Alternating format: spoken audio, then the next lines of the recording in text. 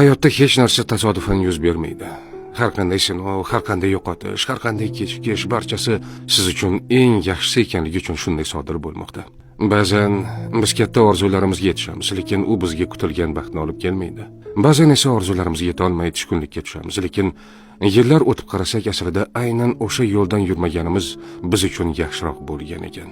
Balki siz hozir sabr qilib turgan og'ir kunlaringiz ertangi baxtingiz uchun zarur bo'lgandir. Ba'zan biz boylikni yo'qotamiz toki chinakam boylik pulda emasligini tushunishimiz uchun. Ba'zan sog'lig'imizda sinalamiz toki har bir nafasimiz ne'mat ekanini his qilishimiz uchun. Ba'zan bizdan yaqin insonlar ketadi toki kimning haqiqatan ham bizga do'st ekanini tushunishimiz uchun.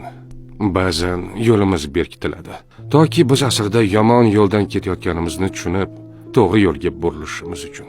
Siz hozir tushunmasligingiz mumkin, lekin bilingki, har bir kechikish yaxshiroq narsa kelishi uchun, har bir yo'qotish sizni yaxshiroq ne'mat kutayotgani uchun, har bir sinov sizni yanada kuchliroq bo'lishingiz uchun beriladi. Shunday ekan, tushkunlikka tushmang. Hozir sizga noqulay tuyulgan narsa aslida siz uchun eng yaxshisi bo'lishi mumkin. Chunki Alloh bandalariga zulm qilmaydi. U doimo bizga eng yaxshisini ravo ko'radi.